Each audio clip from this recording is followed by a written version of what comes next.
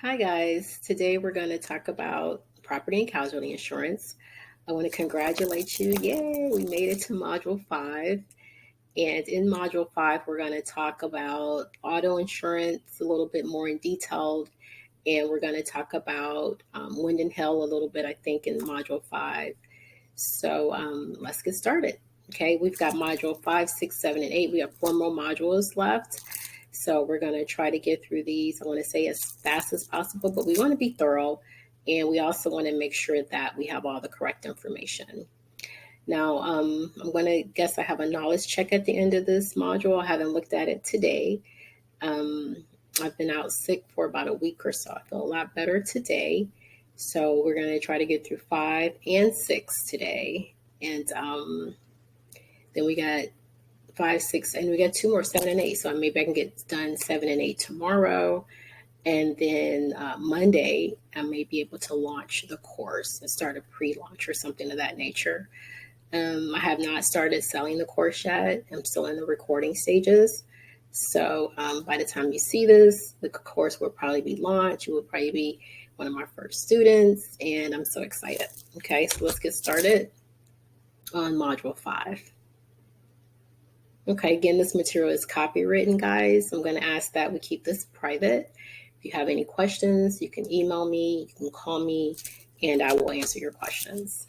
Okay, and I always like to start off with a little quote. I like quotes. And this one is by Thomas Edison, and he says that our greatest weakness lies in giving up. The most certain way to succeed is always to try just one more time. And I want to say it's kind of funny that I'm reading that because this is my second time recording module 5. I tried to record it, I guess, about a week or so ago. I couldn't download it. The download fell. I'm not sure why. I probably was doing too much or something. And here I am again. I'm doing it again. Okay. And in insurance, in sales, in life, I don't know how old you are, but you got to just keep going. You got to just keep trying. I know that for me in insurance, I can make 100 calls a day, 25 calls a day. And it's that last call sometimes. I used to knock on doors for a living and sell on knocking on doors. And it was always that last door or 5 o'clock when I got that final sale. Okay. So with that, I want to encourage you in your careers to never give up, to keep trying and try just one more time. Okay. So today, guys, we're going to talk a little bit more about auto insurance, a little bit more detailed about coverages on auto insurance. And I want to say, again, depending on where you work, they're going to train you. They're going to say, hey, that's the book, or that's how they teach you, but this is what we're going to do here. Okay. So don't take anything that I'm saying for like, oh, well, this is the only way to do this, because their companies have their own way of doing things. Okay. That's something I found out. Now, guys, but when you do an auto policy, I worked today. Today is Saturday. I worked for about 4 hours today. It's pretty slow today. I didn't talk to people. Nobody was spending money. I guess, I don't know. We are right now. When you hear this, this is the time we're in an inflationary period. We've got something going on overseas, and people may be just afraid to spend money right now. I don't know, but it's been slow so far this month. And so when people call in and they want insurance, auto insurance, and then one of my questions is, okay, what kind of coverage do you want? Do you want full coverage? Do you want liability coverage? What kind of coverage do you want on your auto insurance? Now, if you're a consumer, you probably are, we all are. And when you buy your insurance, what do you get? Do you get just the liability? Do you get full coverage? Do you know what those things mean even? And you should know what those things mean. Okay. So a lot of times, companies go into bodily injury and they'll say, okay, what kind of limits do you want? Limits of liability. Do you want $30,000? Well, we talked about this in the last module. 30,000, you can do 50,000, 100,000, 250,000. You can do $500,000 in coverage. And then there's something called the umbrella policy, where you can get your auto policy and then you get another policy on top of that in case something happens where you can't pay, or that is not enough coverage, then you can have more coverage. Okay. And a lot of times the $1 million in umbrella is really for people to have a lot of assets. If you got a home, cars, if you have a business, you're trying to protect yourself, you get in an accident, these lawyers, they'll come after you for your business and for your home. So sometimes people want higher limits because they have more assets. And sometimes people want lower limits because they may not have a lot of assets and they may not have a lot of money to even buy the insurance in the first place. Okay. So when we look at limits of liability, that means what? Okay, how much coverage do I want, right? Under a personal auto policy, the insured may choose between two types of liability limits, split limits or combined single limits, okay? So what does that mean? Okay, so let's look at the split limit coverage. Split limit coverage uses $3 amounts, okay? So in the event of an automobile accident, these numbers specify the maximum amount the policy will pay out, okay? Bodily injury for each person involved, then bodily injury for the entire accident. Okay, so you guys know now I'm in the state of Texas, and let's say the minimum in Texas is 30,000, 60,000. Those are split limits. So they'll pay 30,000 for bodily injury for each person involved in the accident, up to 60,000 for the entire accident. Okay, so if the accident is more than 60,000, they're not going to pay that extra. They're just going to pay 60,000. There are more people. Say it's 3 people. So they'll pay 30,000 each person. Maybe not, because it's 3 people. That's 90,000. They're only going to pay 60,000. Okay, so that's where sometimes you say, okay, well maybe you should do 50,000, 100,000. So you're covered. Or some people like to do 100,000, 300,000, so they're covered. So that's something that I would speak to my client about and say, hey, how much coverage do you want? Do you own a home? Things of that nature. Okay. Split limits and combined limits. Okay, we just talked about split limits. The first number, I should have put the numbers up here to show you, maybe in the next slide. But the numbers are 30,000, 60,000. The first number means bodily injury per person. 60,000. The second number means bodily injury per accident. And then the third number is property damage. Okay. So what we do is normally 30,000, 60,000 for bodily injury, and then 25,000 for property damage. And those are, again, the minimum. And that's liability. Okay. And then there's something called combined single limit. I don't do combined single limits where I work. We do split limits. Okay. So combined single limits would be a single limit for bodily injury and property damage. Okay. So let's look at it again. Okay, here's a good example. I did put the numbers on this one so you can see it. So limits of liability, that means that I'm at fault, I'm driving, boom, an accident happens, I hit somebody, by mistake, that's why I call it an accident. And how much is my company going to help me cover in that accident? Okay, how much is my insurance company going to pay?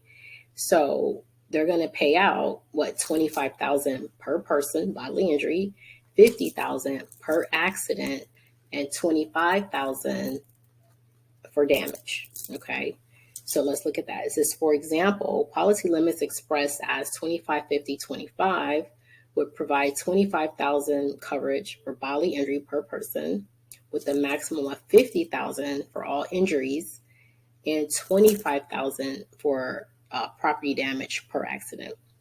And I want to think again, I've never been in an accident. I've never had to call for a claim or anything like that. But I think, and I think, okay, well, yeah, I have. I think I told y'all guys about the one accident that I had.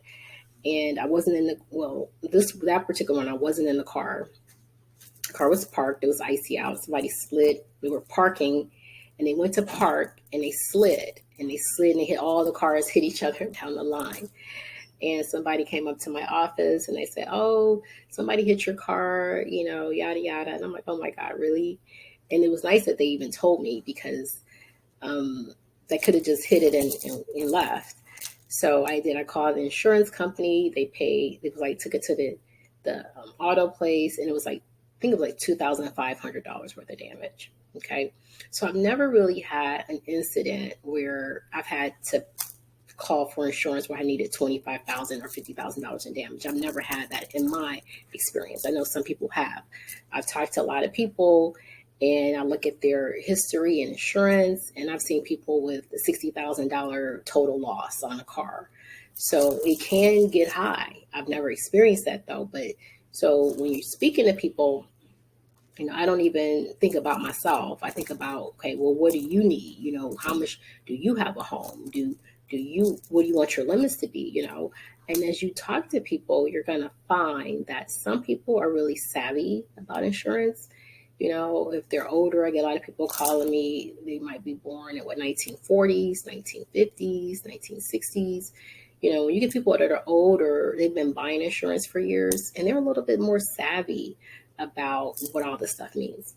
But then you'll get somebody calling who's in their 20s and their 30s, and they may not be so savvy. They may not understand insurance. They may never have, sat down and thought about it long enough. Or I was on my mom's policy. I've never bought insurance before. So what does this stuff mean? So you may have to explain this to them. Okay. All right. So let's look at combined single limits. Again, I don't do this in my job, so I don't know a lot about it, but it says combined single limit coverage uses $1 amount, indicating the maximum coverage for all losses, regardless of the number of people involved or the amount of property damage. Okay. So I guess they just give you one number, let's say 100,000, boom, and that's what they're going to pay out. That's probably a single limit. All right. So guys, let's talk about property damage a little bit when it comes to auto. Okay, so it says property damage insurance covers you for any financial liability that occurs should you get into an accident and cause damage to someone else's property. Okay, so when you're writing a policy, for our policies that I write every day, the first two lines, the second one says property damage. What that means is, okay, liability, property damage, this is how much the company's going to pay if I'm at fault, or if that person's, the insured, is at fault. Okay, that's if it's their fault. If it's the other person's fault, then that's a different thing. But if it's my fault, I'm at fault, I'm liable, that's why they call it liability, then this is what the company's going to pay out. Okay, so property damage, again, you can go for $25,000, you can have $50,000 in coverage, you can have $100,000 in coverage, you can have $250,000 in coverage. Most people, they'll know. They'll say, oh yeah, I usually get like the minimum, or no, I need 100,000. I have people that call and say, oh, I want 250,000. They just know that number because they've been buying insurance for so long. Okay, so you're not going to have to, like pry too much. You just ask, okay, do you know what your limits are?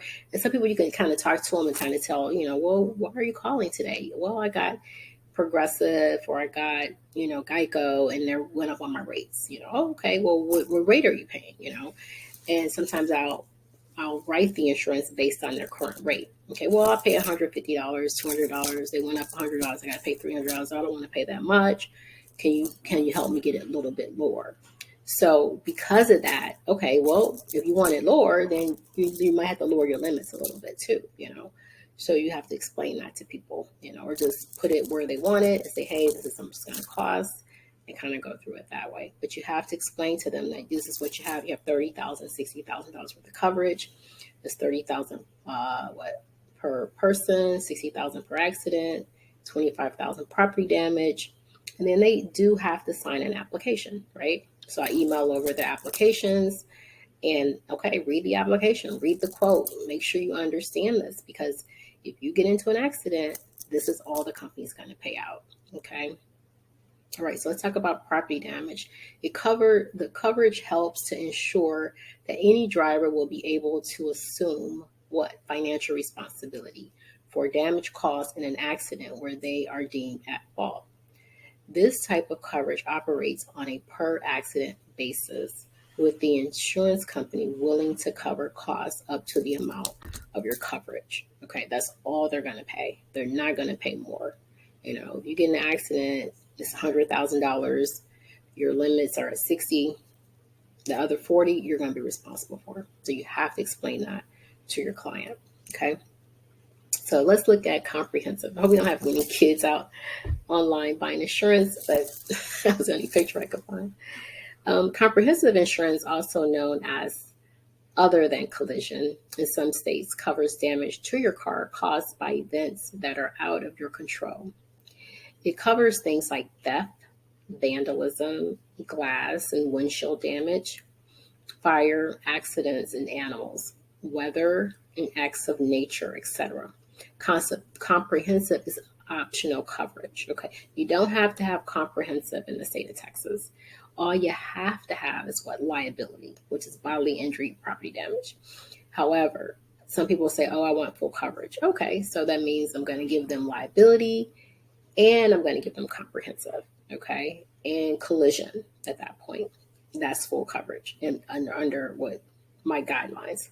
Okay, so, and then some people go, well, what does comprehensive mean? I don't know what that means, and they might know what it means. They just want to know if you know what it means, I think half the time. But then some people don't know what it means. Okay, so then you have to explain it. Comprehensive, that means like if your car gets stolen or if you have glass damage or windshield damage. Now I usually, say if you, get in accident nature, hail damage, things of that nature, So coverage for your own property falls under comprehensive and collision coverage, which you pay for separately. Okay. So we have two different blocks, one for comprehensive coverage, one for collision coverage. And it's the same thing. I would say the deductibles are on those. So a lot of people like a low deductible. So they'll say, oh, I want $250 deductible. Okay, fine. But what I found is when your deductible is low, your premium is high. When your deductible is high, your premium is low. Okay, so that's something that I think I educate people on every day. And then when I make the deductible high and their premium is low, they go, oh yeah, just leave it there because I don't want to pay any more. So yeah, you have to understand like the numbers when it comes to insurance too. While no policies are actually considered to be full coverage, this designation means that the policy includes liability coverage, comprehensive, and collision. Okay, so let's look at collision because I had, and it gets confusing. It gets confusing for me after a while. It gets confusing for others. But I did have somebody call the other day, and it was like, I talked to another agent, and he said I didn't need collision because I had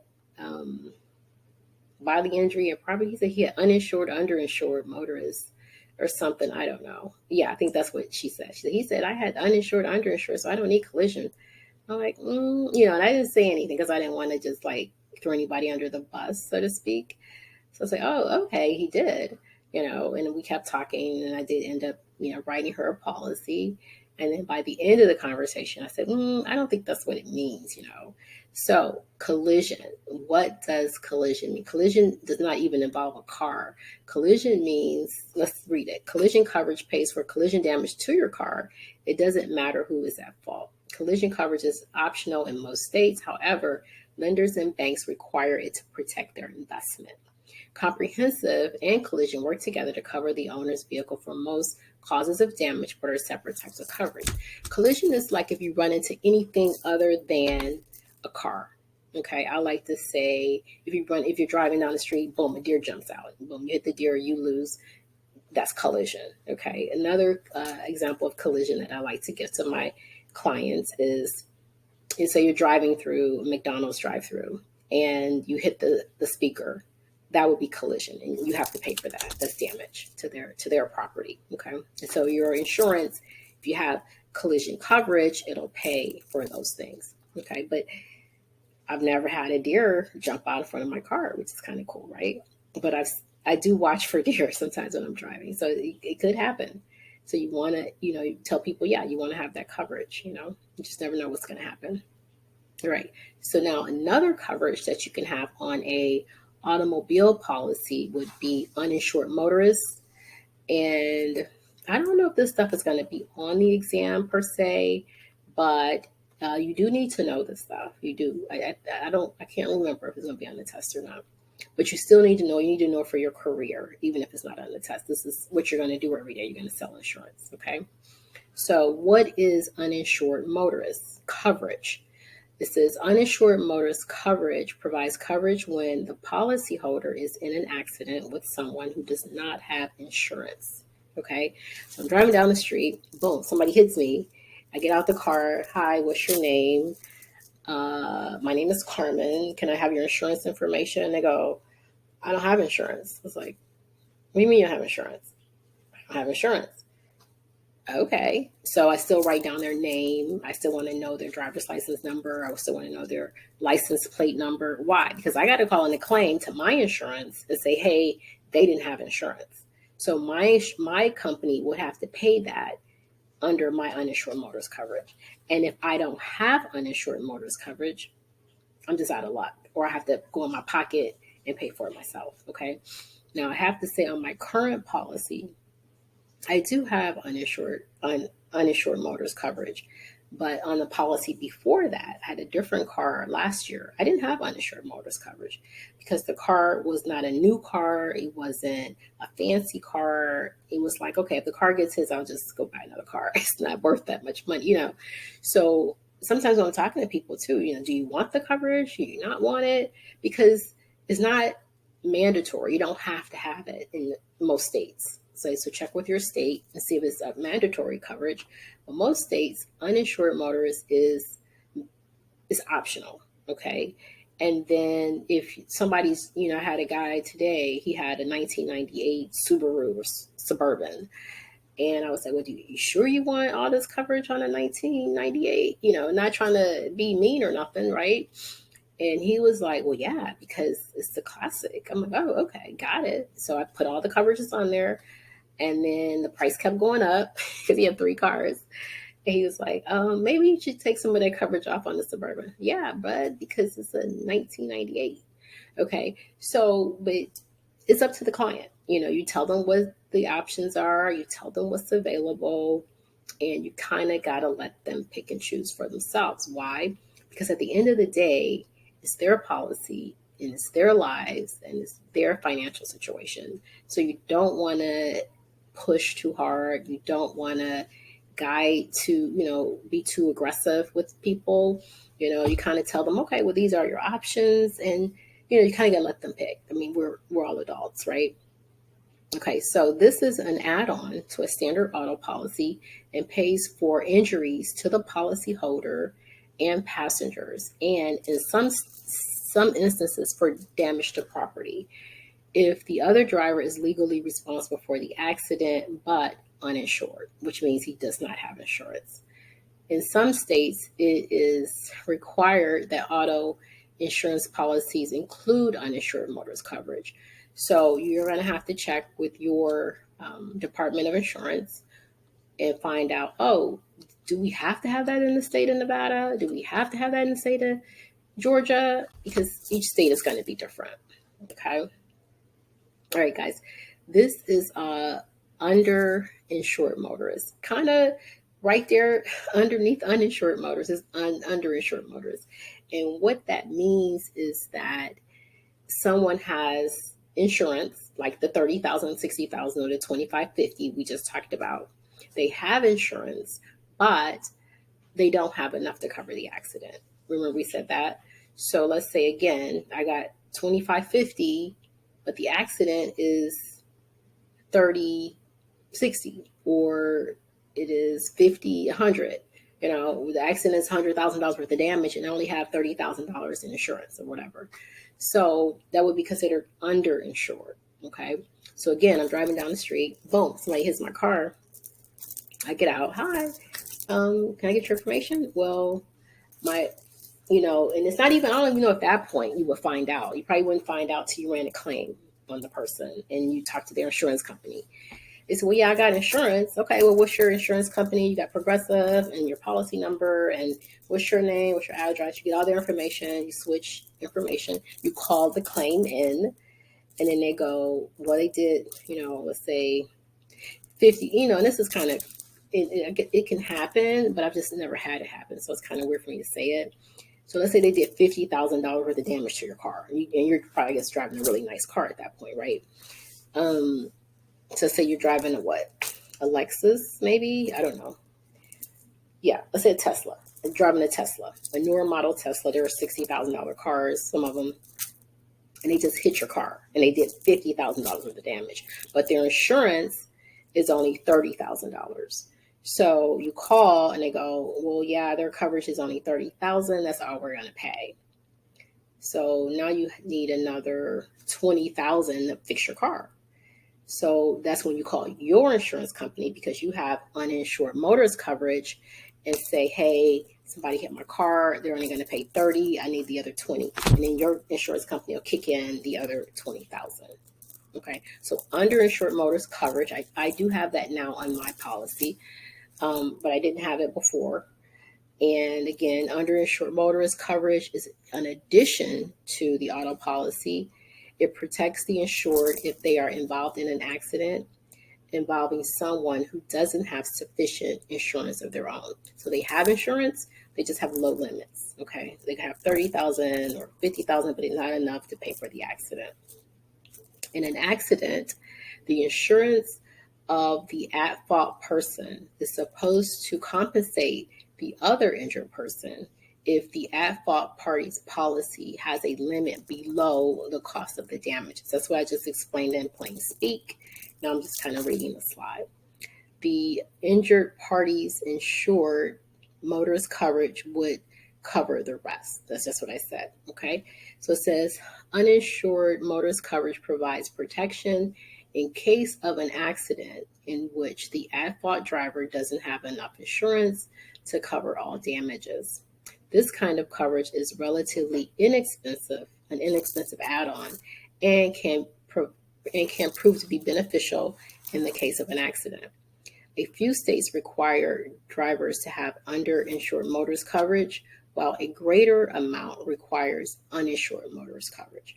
So there it is again. So those are two different things. Yes, I'm going to guess you probably need to know these for the test. And then you need to check with your state to see if it's a requirement in your state. And then whoever you work for, they'll tell you, yeah, you have to have that in the state. Some states, it's an add-on. And then when I write a policy, guys, now here's a gem, here's a tip. When I write a policy, I ask plain out flat, do you want full coverage or do you want just liability? Those are the $1 million questions. If they're calling for insurance, what kind of coverage do you want? And here, I'm telling you now, this is the sales class right now. I'm telling you how to sell insurance, okay? Ask those two questions and then be quiet. I want to say, shut up, okay? Why? Because that's all you need to know. And again, I work with salespeople on our floor. I work with over 100 salespeople, and some of them they'll just talk and they'll just talk and they'll just talk. And I'm guilty sometimes, but like now, most times I know when to be quiet. Like that. Okay. So when you're in a sales situation, you're on the phone with the client, ask the question. Do you want full coverage? Do you want just the liability, or do you want full coverage? Crickets. Don't say anything else. And sometimes when I'm on the phone, I'll even cover my mouth. I'll do this. I'll go, why am I covering my mouth? Because I don't want to say anything else. Because you can just, I'm telling you, when you get on, and if you're in this business, if you go into the insurance industry, if you're in the sales role, you like to talk. Plain and simple. Because you wouldn't do it unless you did. And if you don't, you won't last. Okay. So ask that question. Do you want just the liability? Do you want full coverage? Crickets. Let them answer. Let them answer you. Stop talking. Don't say anything. And they're waiting for you to say something else. They are, because they want to hear you talk. Don't say anything. Just be quiet. They'll go, and then they're waiting for you to say something. You don't say anything. Then they'll go, why? And they know what they want. They bought insurance before. They have insurance right now. Okay. So it's not like you're changing the tire, you're recreating the wheel, you're doing something fancy. It's just not. You're not baking the cake, you're not doing anything new. Okay. You're selling auto insurance. People buy it all day, every day. The person on the phone has bought it before. Okay. Wait for them to tell you. So I'll be quiet. I'll sit there. Oh, okay. So you want just the liability. Got it. Boom. You're done. Give them what they want. Okay. You go in, boom, boom, liability. You got 30,000, 60,000, 25,000 minimum. Then, still in the sales role, you'll ask them, well, and I always ask this question. I didn't used to ask this question. I ask this question now. Why? Because we're in an inflationary period. We're moving into a recession. A lot of people don't have money. Some people have money. Some people have a lot of money. Some people have a little bit of money. You got to figure out who you're talking to. Am I talking to the guy upstairs? I'm talking to the guy downstairs. Okay. So ask the next question is, do you have a budget for that? Do you have a budget for that? They'd be like, what? They'd be like, that's a weird question. Yeah. What? Yeah. Do you have a budget? Do you know how much you want to pay each month for insurance? Do you want to pay $100, $200? So what kind of question is that? Just asking. Because you have different limits of liability, right? Even if it's just liability, you could be 30,000 the minimum. It could be 50,000. It could be 100,000. It could be 250,000. And the higher their coverage, the more you might get paid. The more you might get paid. Okay. So you want to know up front, what's their price range? And they will tell you. Sometimes they won't. I've had people that sit back and they think they're being clever. And I think I'm being clever too, right? They think they're being clever and they'll always just tell me what it's going to cost. Okay. I was just asking, trying to keep it within your budget. Okay. Some people won't tell you. Most people will. I talk to people every day. Out of all the people I ask, most people will tell you. They'll say, oh, well, I pay about $200 now. If I can get it down to $150, that would be great. Okay. Or they'll say, well, I don't want it to be over 200, or I don't want it to be over 300. They know how much they're paying for insurance. They pay the bill every single month. Okay. So ask them, how much are you paying currently for insurance? They'll tell you, oh, I pay about 300. Okay. So you want to try to get them down to 250, somewhere in that ballpark. Okay. And then with that, I will say, okay, let me go in and I'll get them at 100,000, 300,000, or I'll put them at 50, 100. I usually start at 100, 300. Why? Because that's where we max out on commission. So I'll put them at 100,000, 300 and see if that's in their budget. If that's in their budget, boom, we'll go with that. If it's not, then I may break it down to 50,000, 100,000. See if that's in their budget. Okay, that's in their budget. Okay, so, and I get paid more on 50 than I would on 30. So wherever you work is going to be different. So you're going to have to figure out how your company works. But what I found where I work is that if I'm at 100,000, 300, that's where I max out my commission. So that's where I want to put them, for coverage, to cover themselves. Yes, but I'm also thinking about how much I'm going to get paid because I'm a salesperson first. And then I'm an insurance agent. I've been in sales since I was 10 years old, 11 years old. We had a paper route. So I've always been in sales. So I'm always thinking in the back of my mind, how much am I going to make on this deal? And if you're a salesperson, you're thinking the same thing. So that was my sales class. If you want more sales, email me, call me, and we could do talk sales. But right now we're talking insurance. Okay. So ask them the question. You want liability, full coverage? Don't say anything. Wait. Next question is what? Do you have a budget for that?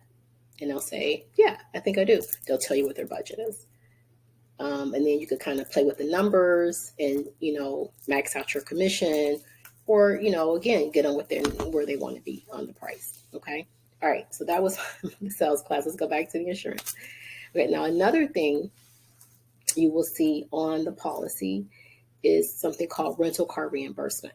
Okay. So every company is different. I don't know if your company has it, your company doesn't have it, but this is something you might see on an auto application. Okay.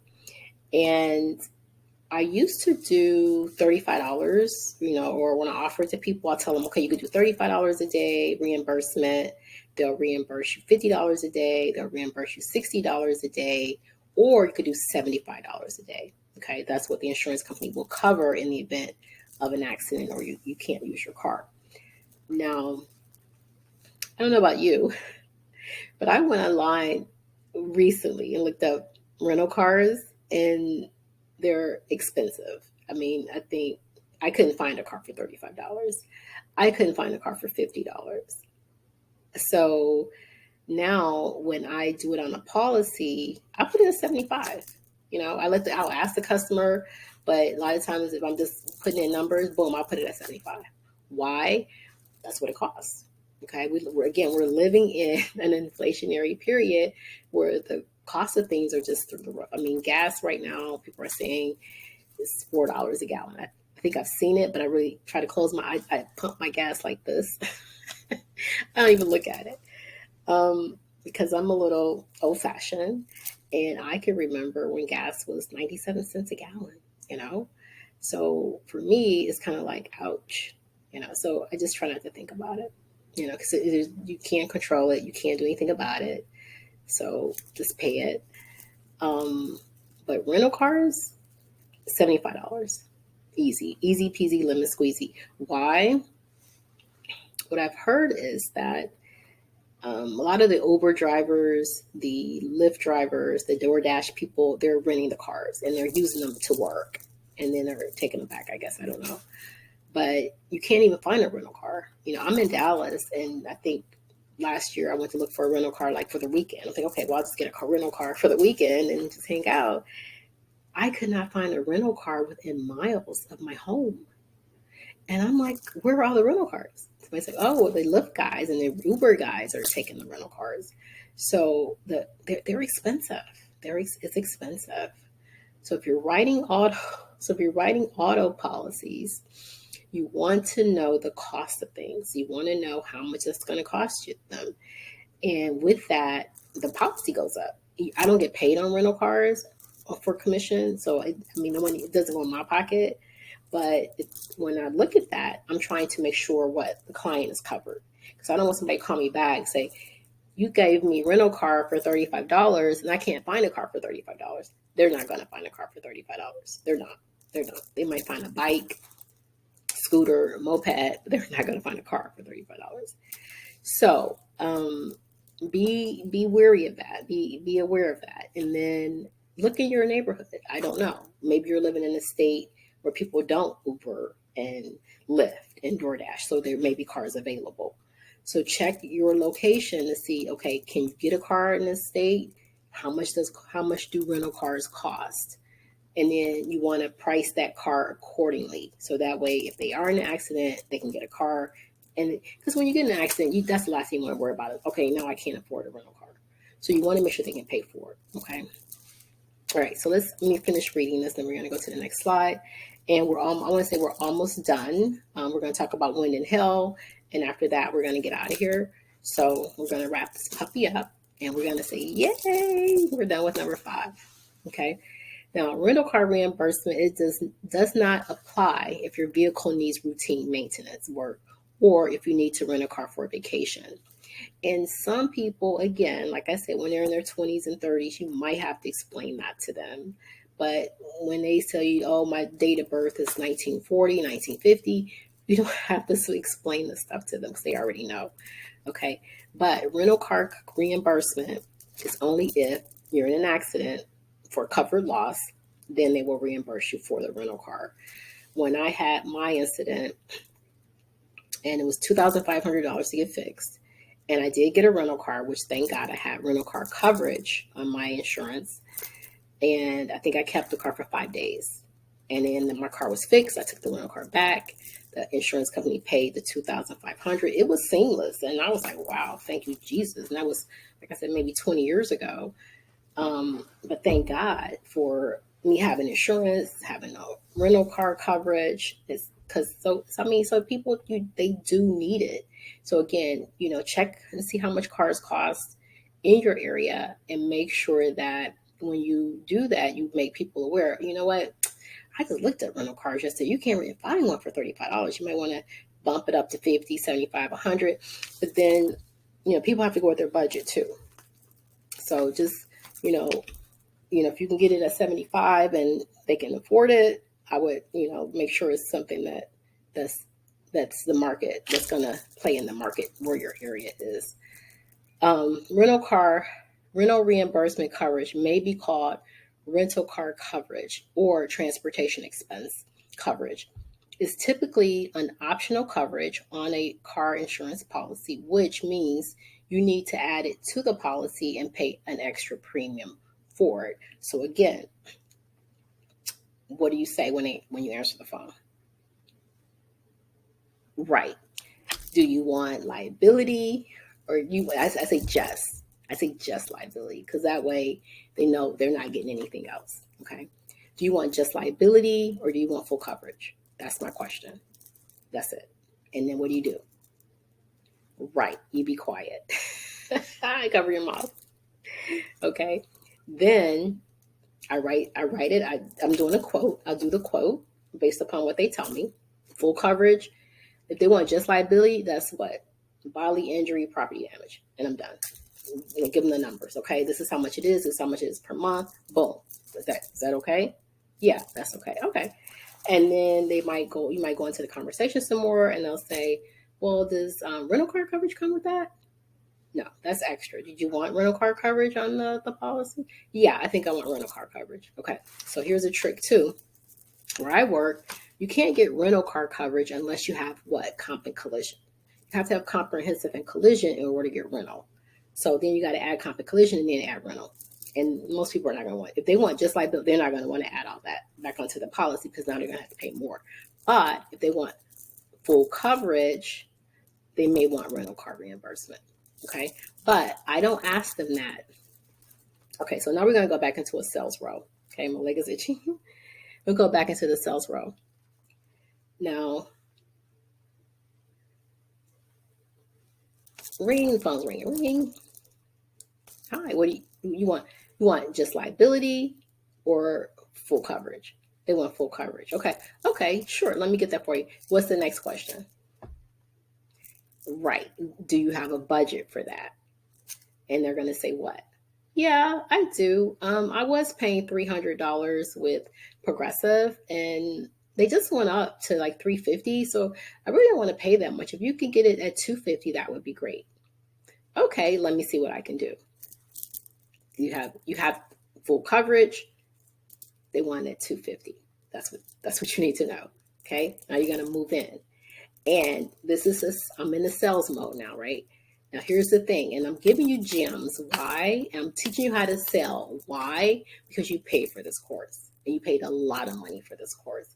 And I love sales. I want to say more than I love eating and sleeping, but that wouldn't be true. Maybe that's my third thing. I love eating, sleeping, then sales. Okay.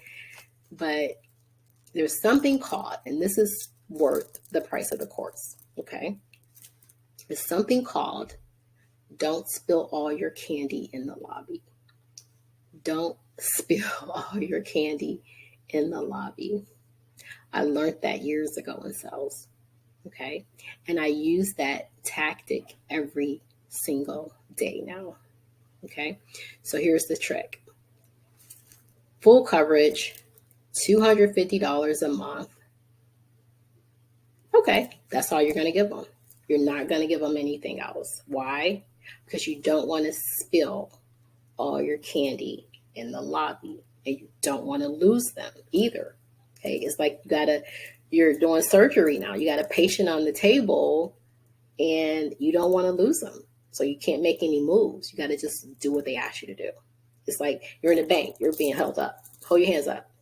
Don't move. Okay, that's where you're at. Don't do anything else. Don't sell them anything else. Try to get them to the end of the process. That's what I'm doing. I'm trying to get them to the end of the process. I want your credit card number. I want you to make the payment. I want to get out of here. Okay, and they want to get out of here. And you want to make the sale. You want to get to the next person. Sorry, but that's sales. Okay, so full coverage, $250 a month. I'm going to write it up. I'm going to write it up fast. Okay. Give me a second here. I'm going to look through your policy. I'm going to make sure I have everything in here correct. I'm going to make sure I have all your information correct. You're going to go over everything with them. You got this, you got that, you got that. You got this car. You got these many people in your house. You got these many drivers. You got this discount. You got that. Boom. We're at the end. I've gone through everything once. I've gone through everything twice. I'm ready to take your credit card. That's all I need. Okay, what do you got? Yeah, MasterCard, Visa, American Express. What do you got? Let's go. Let's do this, right? And they're gonna say, I think I want to pay with the Visa today. Okay. Now, I'm gonna set that up on a reoccurring payment. Is that okay? Yes. You've just sold them, but I don't really look at insurance as sales, but it is sales because you get paid commission. Where I work, you get paid. We get paid a commission. Actually, as a matter of fact, it's straight commission. Okay, so I have to make the sale. I have to write the policy. If I don't get paid. So I'm at the end. You're ready to take the credit card number. What are we doing? Okay, the first tactic is don't spill all your candy in the lobby. So I'm not going to even talk about, most times, unless they ask, I don't talk about car rental reimbursement. It's an add-on. Most insurance companies don't like it. Why? Because if a person asks for car rental reimbursement, or if they have that on their current policy, that's like an indicator to an insurance company that this person is expecting to get into an accident. They're looking for an accident. And that's when you talk to people, you can tell. It's like, and then you look at their record. Have they ever been in an accident before? Some people, I had one guy call me from Houston. This guy had been in so many freaking accidents. And you'll find that. And he was like, oh, you're not going to write me a policy. You're not going to write me a policy. And I'm like, okay, well, let me try, bruh, because I need to get this commission going, right? And I went through his profile, his insurance, and he had accident after accident after accident after accident. And it's like, bruh, what are you doing? So when they see car rental reimbursement on a previous policy, that's an indicator that they're looking to get into an accident. And they'll ask you questions, and you're like, this person must be looking. And I'll ask them, are you looking to get an accident? I mean, you going to go out tomorrow and get an accident? I don't know. So car rental reimbursement is one of those tricky things. And our applications even ask, do they currently have car rental reimbursement? Because that says this person has a they're higher risk, because it's like, okay, they're looking to get an accident. So get back to the sales. Don't spill all your candy in the lobby. So you're going to say, okay, MasterCard, Visa, American Express. I still haven't talked to them about car rental reimbursement, not unless they bring it up first in the first part when they're talking about full coverage. Because they'll say, well, does car rental reimbursement come with that? No, it doesn't. Would you like me to add that on? I can add that on. You can get $35 a day, $50 a day, $60 a day, or $75 a day. How much would you like? I haven't seen a car at $35. Last time I looked on the internet, they were at $75. Should I put it at $75? They'll go, yeah. Well, give it to me for $35. How much? No, ask you how much it costs. So you'll go through that. That's if they ask me in the beginning. If they don't ask me, I don't tell. Don't ask, don't tell. Why? Because most people, not everybody, most people, you have a small amount of people, and you can tell by talking to them, they want to pay as little as possible. They want to think they're getting something for, I want to say nothing, but they want to think they're getting something for as little as they can pay as possible. Okay. So, okay. Well, you got MasterCard, Visa. I'm at the end. We didn't talk about rental car reimbursement. They didn't ask me about it. You got MasterCard, Visa. They go, oh, okay, I think I'll put that on the Visa. You got them. They're about to pay. Okay, we're going to set that up on recurring payments on the Visa. You're going to pay $150 a month, yada, yada, yada, blase, blase. And then you're out, you got it. And I'll come back. And now this is the part where I call this the Columbo too. Okay, I got don't spill all your candy in the lobby. Then you got the Columbo. This is the Columbo. And the Columbo is, oh, by the way, did you want that car rental reimbursement? Because that's not on here. That doesn't come with the full coverage. They go, oh, how much does that cost? And then you'll go through the motions. But by then, they're already on the hook. You've pulled them out of the water. You're reeling them in. Okay. So it's a matter of, do they want to pay that extra cost? Do they really want it? Do they not want it? And then, like I said before, with car rental reimbursement, these people are expecting to get into an accident. If they're not expecting to get into an accident, most people don't want it. They don't want it. Or they're just one of those people that just, oh, well, just in case, they may take it.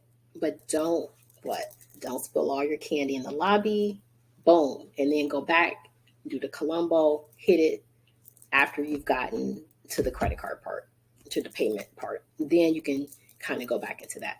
Okay, guys, Wind and Hell is going to be quick. You guys want to pause me, take a break.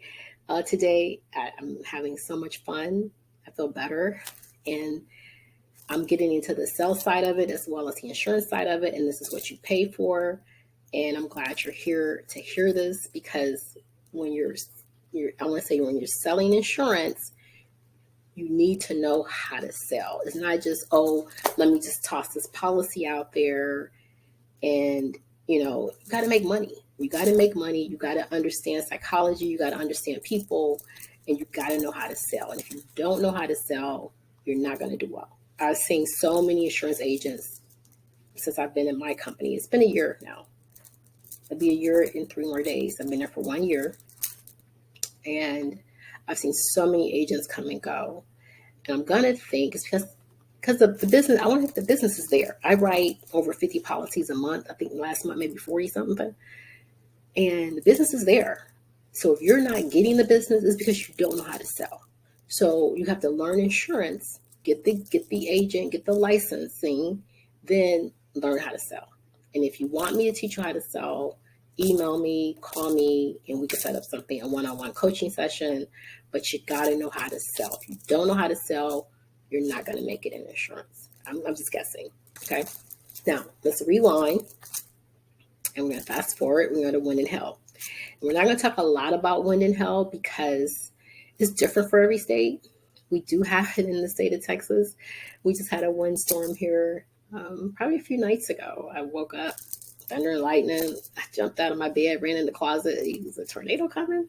So some states you do have wind and hail, where it's a big thing. I'm from Ohio. We didn't have wind and hail. It wasn't a big deal in Ohio. We had snow. We didn't have wind and hail. So it depends on your area, where you're from. But down here in Texas, we got the Gulf, we got Houston, we got a lot of areas where wind and hail coverage is a big deal. Okay.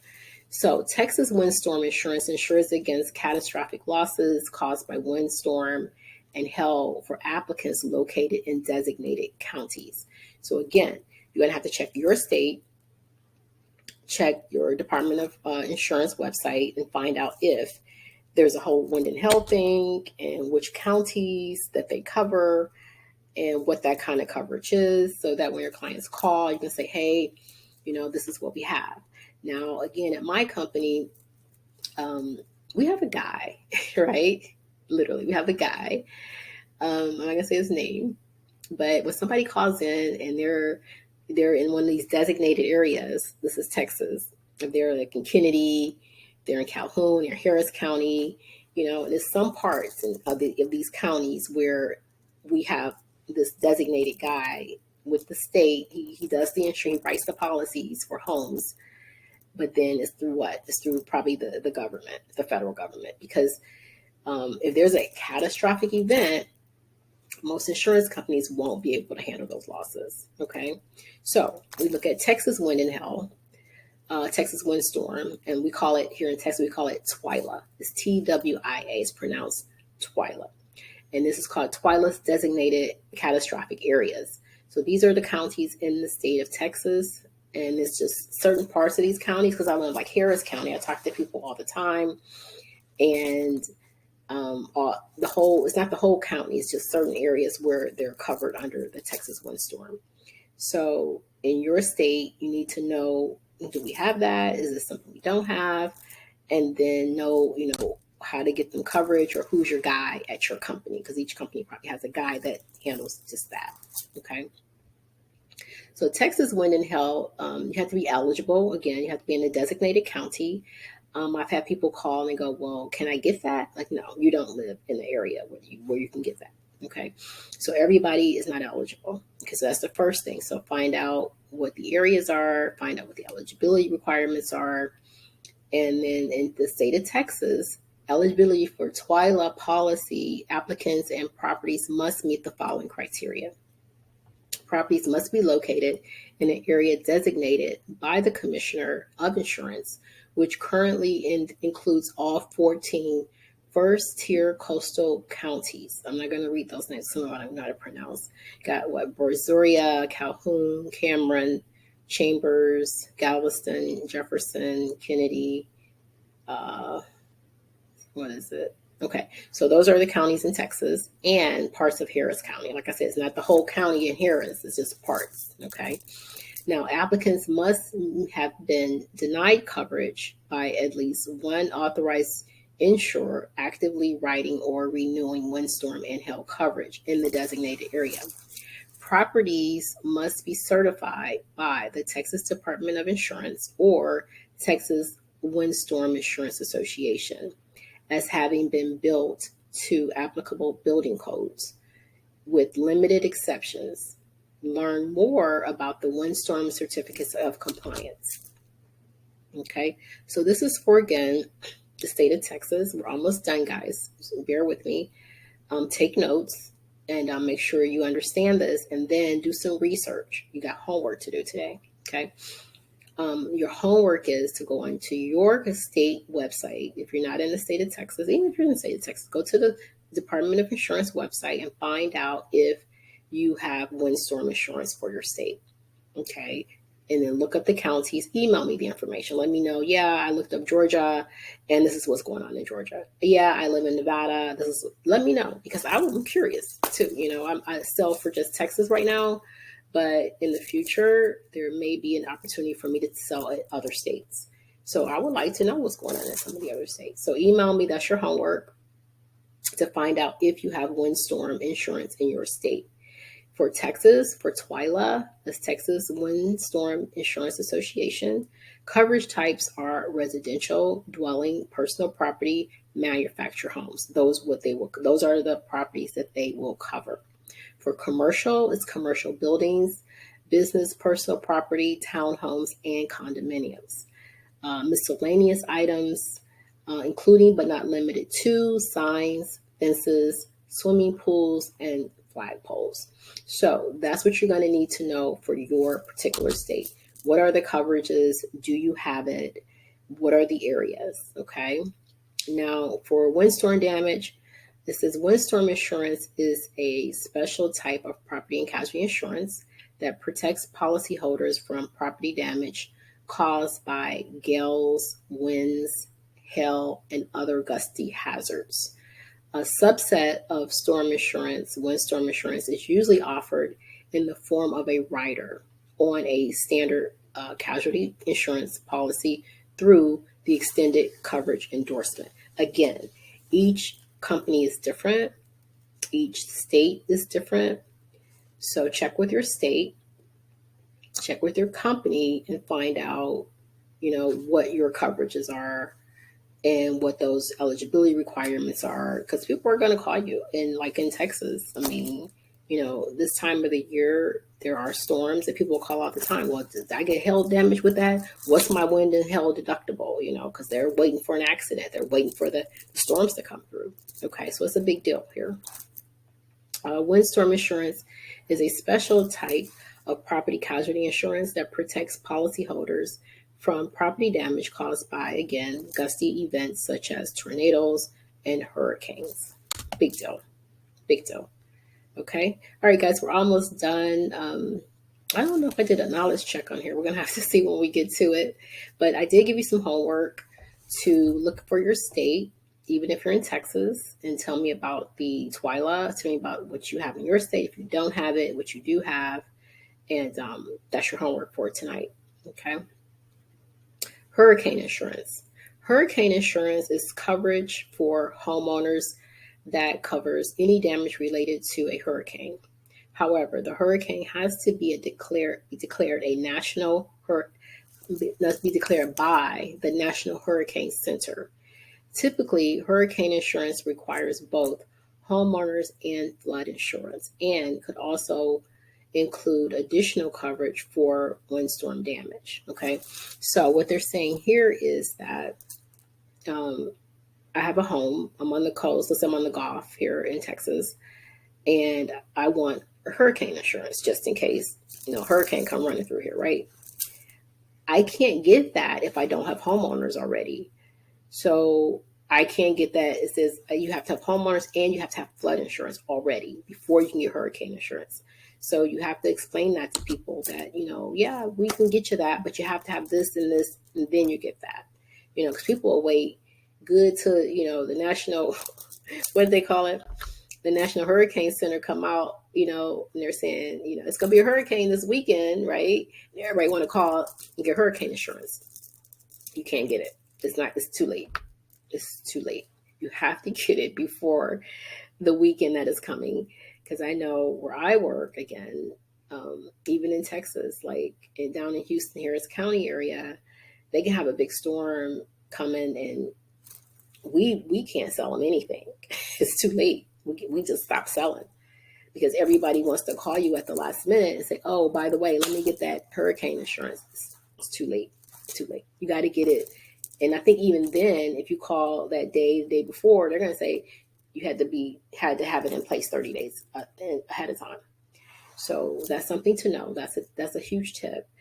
And you get homeowners, you write home policies, let them know, you need that wind and hail. You need it before the storm comes, because if you wait till the storm comes, it's going to be too late. Okay. Hailstorm damage. Hail causes approximately $1 billion in damage annually in the United States to homes, buildings, cars, and crops. Okay.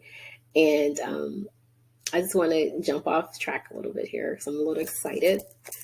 I am right. I told you guys I was writing some more, doing some more courses. And one of the courses that I'm working on is cannabis insurance. And that comes under crops, although it's not, you don't eat it, I guess, but it's something you grow. So cannabis would be considered a plant or a crop, right? So hailstorm damage it would cover that. You have plants, you have something happen, boom, all my business, my greenhouse is damaged, my plants are damaged. That comes under hailstorm damage coverage. So if you're in an area, again, you got to be in a designated area. You have to, check all that stuff out, but people need it, and it causes, like in Texas, it's a huge business. The costliest hailstorm in the United States caused an estimated $2 billion in damage. Okay. And that was in Kansas City in 2001. And that's from one single storm. So again, when these type of storms come through, there's no way an insurance company can cover that $2 billion in losses. So that's where, again, the federal government comes in, and the national government, and they say, hey, we're going to help you out. We're going to try to get through this together. You got FEMA. FEMA comes in, and they set up things to help people and help them rebuild and cover those losses. Hail damage is covered by home insurance in most states. Okay, we got to the knowledge check. Yay! 1 hour. Hope you guys took notes. There was a lot of information. You got some sales tips in there, and you got homework. I want to see some emails for your homework, and I will email you back. You can call me if you have questions too. But here's our knowledge check. And your knowledge check is, what does property damage coverage include? And when we talk about property damage, we're talking about autos right now, because we talked about autos in this course, in this section. So we're talking about for autos. And then we want to know, what does comprehensive coverage cover under auto insurance? And then what would be considered an uninsured motorist? And what does it mean to be an underinsured motorist? This stuff will be on the test, probably. So you do need to know this stuff. So email me your answers. That's my email address. And it says, when is rental car coverage used? Okay, I told you the answer to that. You can go back and rewind and get the answer. You have it.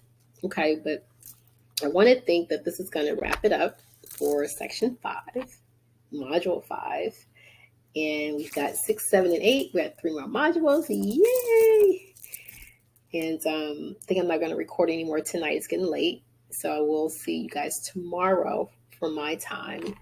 But take a break, absorb, go on your department of website, your insurance department for your state, and do some research. Take a pause, and then next week come back and do module 6. Take your time. Don't rush through this, because I can sit here and talk about this all day, every day. That's what I do. Sales all day, every day. But when you're new to something or you're learning something, and I do learn new things, you kind of have to take it in chunks. You have to take it in bits and pieces, and you want to absorb it. You want to do some research, and then you want to come back to it. I mean, for me. So take a break, come back next week, do module 6. It's a lot of information, guys. Okay, so I'm going to wish you luck on the state exam. I know you're going to pass it, and you're going to do well in your careers. And I want you to email me and tell me stories about where you're working and what you're doing, because I'm really, really interested to hear your stories. Because it's an exciting time when you're starting to learn something new, you're starting a new job. It's all exciting. Okay. All right, guys. So I didn't even want to let you go tonight, but got to. Tired. So I'm going to see you guys next week on module 6. And like I said, if you have any questions or anything, feel free to email me, call me, and I will respond. All right. All right. Thank you. Good night.